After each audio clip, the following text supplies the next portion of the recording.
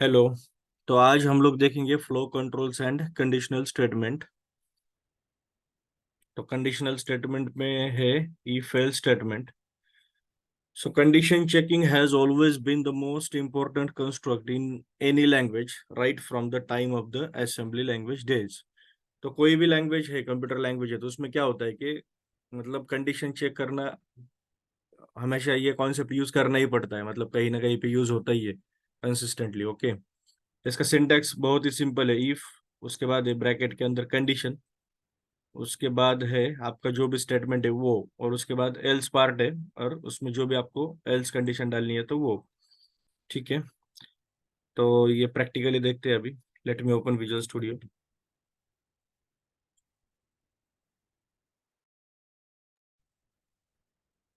तो यहाँ पे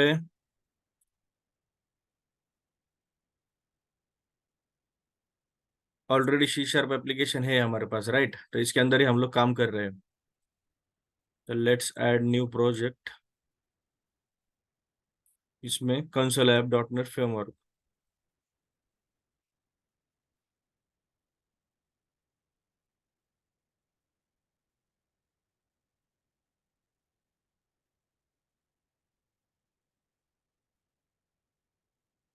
क्या है सिंटेक्स? इफ, उसके बाद एक condition. Okay, for example I have a variable having value 1। Okay, तो अगर मैं इफ यूज करता हूँ तो वो किस तरह से यूज होगा? इफ, उसके बाद होती है कंडीशन। इफ कंडीशन में क्या होना चाहिए? हमेशा बुलियन कंडीशन होनी चाहिए। ओके, जैसे आई इक्वल टू 1। उसके बाद statement console dot right line. तो यहाँ पे कुछ मैसेज आप देख सकते हैं, जैसे आई इज 1, राइट? ठीक है, तो इस तरह से भी आप इफ यूज कर सकते हो, या फिर अगर आपको इफ एल्स यूज करना है तो वैसे भी आप कर सकते हो। Else condition, I is not 1, right? ठीक है, मतलब यहाँ पे क्या होगा, या ये केस में क्या होगा, अगर ये कंडीशन ट्रू होती है तो वो क्या करेंगे, ये लाइन एग्जीक्यूट करेंगे। ओके, ठीक है, बट यहाँ पे कोई एल्स पार्ट नहीं है इस कंडीशन में। अब ये केस में क्या है कि अगर ये कंडीशन ट्रू हो रही है तो it will execute this line. अगर ये कंडीशन फॉल्स होती है तो यहाँ पे एल्स पार्ट भी दिया हुआ है ये सिंटेक्स में, तो it will execute this line. Okay, अब जब कंडीशन चेक होती है तो कंडीशन में ये चेक नहीं, मतलब अगर आप ये सिंटेक्स यूज कर रहे हैं तो वो केस में क्या होगा कि ये कंडीशन के बाद एक ही लाइन चेक करेगा। मैं आपको बताता हूँ कैसे होता है। जैसे मैंने यहाँ पे मैसेज लिखा है आफ्टर दिस कंडीशन, राइट? तो अभी अगर ये एग्जीक्यूट करके हम लोग आउटपुट एक बार चेक करते हैं।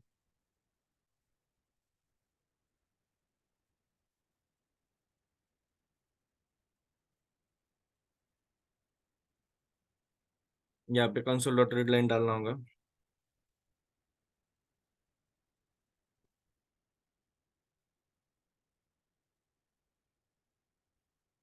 ठीक है, यहाँ पे फर्स्ट लाइन प्रिंट हुई है आई इज 1, मतलब ये कंडीशन ट्रू हो गई तो ये एग्जीक्यूट हो गई। उसके बाद आफ्टर दिस कंडीशन ये भी एग्जीक्यूट हो रहा है आफ्टर दिस कंडीशन, राइट? उसके बाद फिर से आई इज 1, बिकॉज यहाँ पे क्या हुआ, ये आई की वैल्यू 1 ही है तो इसलिए ये कंडीशन ट्रू हो रही है, ये सब प्रिंट हुआ। बट ये लाइन प्रिंट हुई क्या? नहीं हुई, बिकॉज ये कंडीशन ट्रू होने के बाद वो प्रोग्राम ने इस लाइन को एग्जीक्यूट किया, उसके बाद ये लाइन को एग्जीक्यूट किया, ये लाइन स्किप कर दी बिकॉज ये कंडीशन फॉल्स हो गई थी इसलिए। ठीक है, अभी मैं आई का वैल्यू चेंज करता हूँ। अभी आई इक्वल टू 2 है, राइट? अभी ये केस में क्या होगा, ये कंडीशन फॉल्स हो जाएंगे तो ये लाइन प्रिंट नहीं होंगी। ठीक है, बट ये सिंटैक्स में क्या होता है कि वो इफ के बाद एक ही लाइन कंसिडर करता है, फिर ये लाइन तो ऑलवेज प्रिंट होगी, चाहे ये कंडीशन ट्रू हो जाए या फॉल्स हो जाए, ये हमेशा एग्जीक्यूट होंगी। यहाँ पे आने के बाद क्या होगा, ये कंडीशन फॉल्स हो जाएंगी तो ये लाइन स्किप हो जाएंगी, it will go to else. यहाँ पे आके वो क्या करेगा, ये लाइन प्रिंट करेगा। तो लेट्स ट्राई दिस। अभी आप यहाँ पे देख सकते हो आफ्टर दिस कंडीशन में, यहाँ पे आफ्टर दिस कंडीशन प्रिंट हुआ है, मतलब ये लाइन प्रिंट हुई है, बट ये लाइन नहीं हुई बिकॉज ये कंडीशन फॉल्स हो गई। और यहाँ पे भी क्या हुआ, ये लाइन प्रिंट नहीं हुई बिकॉज ये कंडीशन फॉल्स है, तो वो एल्स पार्ट को जाके उसने आई इज नॉट वन ये प्रिंट कर दिया। ओके, ये आप डिबगिंग करके भी समझ सकते हो। मैं आपको डिबगर किस तरह से अप्लाई करना है वो दिखाता हूँ। आपको सिंपली क्या करना है, जहां से प्रोग्राम स्टार्ट होता है, यहाँ से प्रोग्राम स्टार्ट होता है, यहाँ पे ये जो ग्रे कलर की लाइन दिखाई दे रही है हॉरिजॉन्टल सॉरी वर्टिकल, तो इस पे आपको क्लिक करना है। एक बार सिंगल क्लिक किया मैंने माउस से, लेफ्ट क्लिक, ओके। फिर से सिंगल क्लिक किया तो वो डॉट हट जाएगा, फिर से क्लिक किया तो वो रेड डॉट आ जाएगा यहाँ पे। ओके, इसके बाद क्या है, क्लिक ऑन स्टार्ट बटन। तो यहाँ पे क्या होगा, अभी जो प्रोग्राम स्टार्ट हुआ है बट यहाँ पे आके रुक चुका है, प्रोग्राम रुका हुआ है। ओके, तो वो स्टेप बाय स्टेप आप एग्जीक्यूट करके देख सकते हो। उसके लिए यहाँ पे ये जो बटन दिखाई दे रहा है ऊपर, स्टेप ओवर F10 यहाँ पे ऊपर है, इस पे एक बार क्लिक किया तो वो एक स्टेप आगे जाएगा, फिर से एक बार क्लिक किया तो एक स्टेप आगे। तो आप इस तरह से भी देख सकते हो कि आपका प्रोग्राम किस तरह से एग्जीक्यूट हो रहा है। ओके, ठीक है। अभी यहाँ पे देखो ये कंडीशन फॉल्स हो गई, इसलिए वो यहाँ पे आया, करेक्ट। फिर से एक बार स्टेप आगे गया मैं, फिर से ये कंडीशन फॉल्स हुई, तो ये प्रोग्राम यहाँ पे नीचे आ गया। तो इस तरह से ये एग्जीक्यूट होता है। ओके, ये सिंटैक्स आप लोगों को समझ में आ गया। इसके बाद और एक सिंटैक्स है इफ एल्स में, if curly bracket else curly bracket. ये केस में कैसे होगा, if curly bracket round bracket then curly bracket. Okay, और यहाँ पे कंडीशन, जो भी कंडीशन आपको लेनी है आप ले सकते हो। String name equal to Adam semicolon, right. Name is not equal to Adam, तो ये कंडीशन क्या है, name is not equal to Adam, ये कंडीशन फॉल्स है, करेक्ट। तो आप इसमें एल्स भी ऐड कर सकते हो।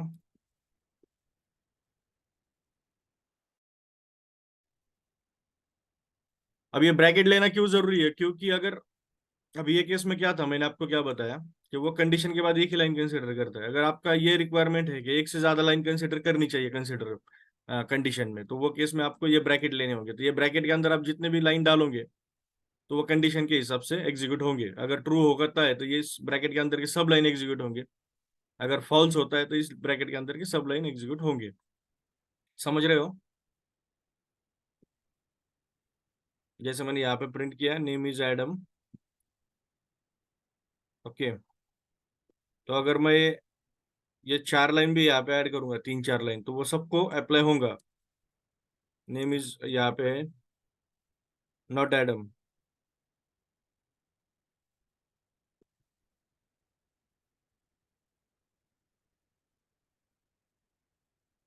ये कंडीशन इक्वल टू करता हूँ, ठीक है, कोई बात नहीं, है ना। Name is not Adam. Okay,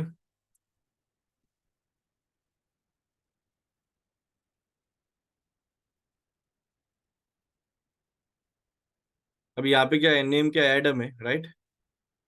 तो यहाँ पे क्या होगा, मैंने इक्वल टू चेक किया है, तो अगर मैच होता है तो ये कंडीशन ट्रू हो जाएंगी। अब ट्रू होने के बाद मैंने आपको क्या बताया, ब्रैकेट के अंदर जितने भी लाइन है सब एग्जीक्यूट होंगे। ओके, और एल्स पार्ट एग्जीक्यूट नहीं होगा बिकॉज कंडीशन इज ट्रू। ठीक है, इसके बाद है इफ एल्स विद ब्रैकेट, और है नेस्टेड इफ एल्स भी है। नेस्टेड इफ एल्स मैं आपको बताता हूँ, इसमें क्या होता है, इफ, उसके बाद एक कंडीशन, उसके बाद है ब्रैकेट, और उसके बाद फिर से इफ, मतलब इफ के अंदर इफ जो होता है डिक्लेयर करते हैं, तो this is called nested if. Okay, जैसे मैंने यहाँ पे कुछ कंडीशन दी है,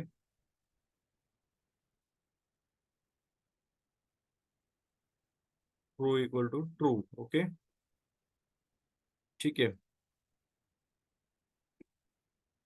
अभी ये जो वैल्यू है तो इसकी वैल्यू बाय डिफॉल्ट ट्रू है, तो इसका मतलब क्या है, ये कंडीशन ट्रू है। इसके बाद क्या होगा, अगर ये कंडीशन ट्रू होती है तो वो अंदर जाएंगे, फिर वो अंदर का इफ एल्स एग्जीक्यूट करेंगे। और अंदर अगर कुछ कंडीशन है जैसा name equal to name, correct. तो जैसे ये कंडीशन है नेम इक्वल टू नेम, मतलब ये दोनों भी नाम सेम ही है, तो ये कंडीशन भी ट्रू होंगे, राइट। तो this is called nested if else. अभी अगर ये कंडीशन फॉल्स हो जाती, तो ये इफ कभी कॉल ही नहीं होता, इसलिए इसे नेस्टेड इफ एल्स बोला जाता है। मतलब एक इफ दूसरे इफ पे डिपेंड होता है। ओके, डिपेंड होता है। अभी आप कितना भी नेस्टेड, मतलब कितना भी नेस्ट कर सकते हो इसे, इसके अंदर और इफ भी डाल सकते हो, इसके भी अंदर और इफ आप ऐड कर सकते हो, तो मतलब you can nested it number of level. Okay, आप उसको नंबर ऑफ लेवल तक नेस्ट कर सकते हो।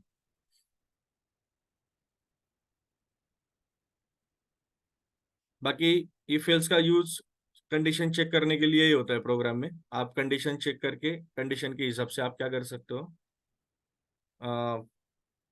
प्रोग्राम डिफाइन कर सकते हो। ओके, ठीक है, इफ एल्स में इतना ही था।